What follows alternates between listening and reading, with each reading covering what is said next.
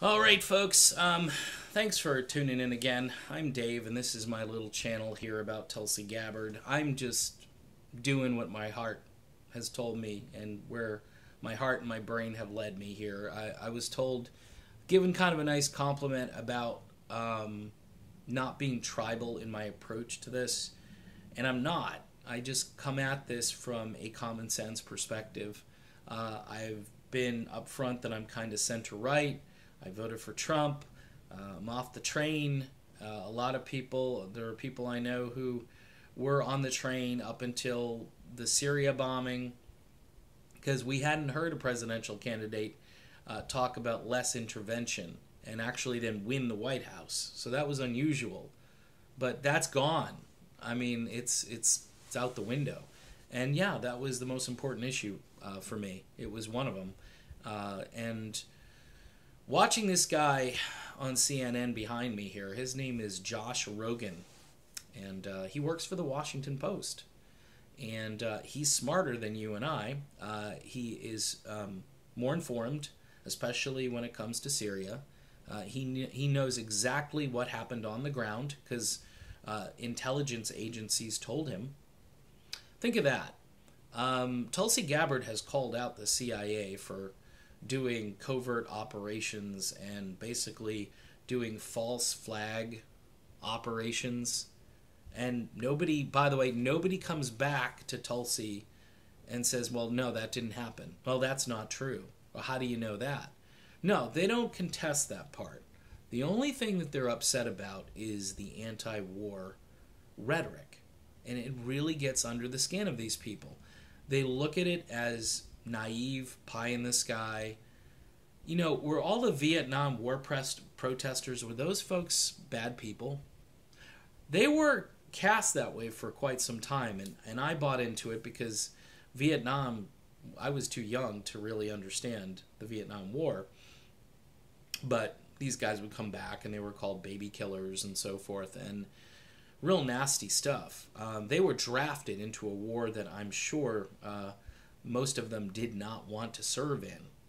And the things they were asked to do on behalf of the United States made absolutely no sense. They were in a no-win situation. And the protesters were labeled as communists and so forth, and called all kinds of names, and they weren't communists. They were humanists. They wanted to live. They wanted to live, and they thought Americans were basically part of an internal genocide of their own people by sending them there, and also committing genocide by going over there and engaging in this war. Now, Vietnam is a little bit more complicated than that, but when you think back at the stupidity of it, I don't question people anymore who didn't want to go or who sent their kid to Canada. It's an unconstitutional war. Okay? It's unconstitutional. And nobody ever talks about the Constitution anymore, but Congress shall declare war. Okay, so let's get back to Rogan. So Rogan basically makes Tulsi Gabbard out to be shallow, idealistic. He understands the point of view, but she's not entitled to her own set of facts, according to this guy, when it comes to what actually happened on the ground. Because he's the Washington Post, basically works maybe hand in hand with the CIA. They are 100% certain that Assad gassed his own people. They're 100%. And that's what everybody says. You know, something that Donald Trump says and everybody knows it. One of his favorite things to say, I'm doing great at this and everybody knows it. Well, the Washington Post is no better than Donald Trump when it comes to, self-aggrandizement, I guess is the right term. This guy is loving on himself. And, you need, basically what he's trying to say is you need a more nuanced foreign policy.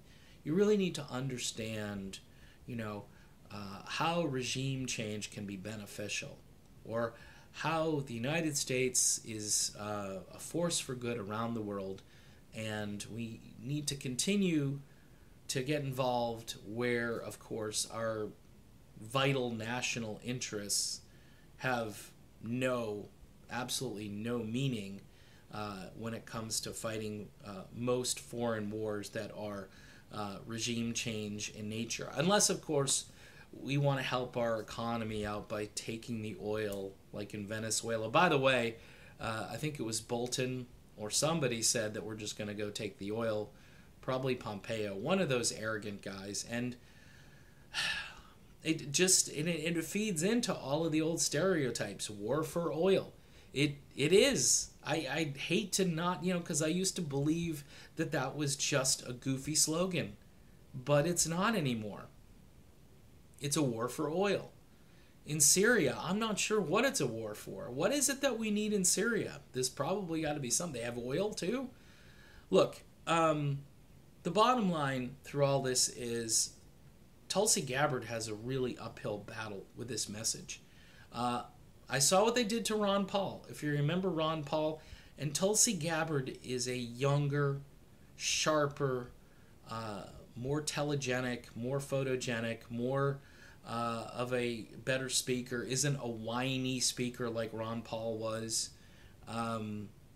She's in a progressive party, which attracts a lot of young people. I don't understand why young people aren't more excited about an anti-war message. They should be, because our future depends on people getting excited about an anti-war message.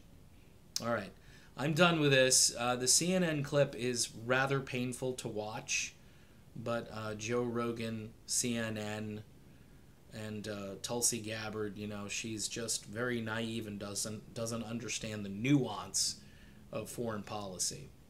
Okay, whatever.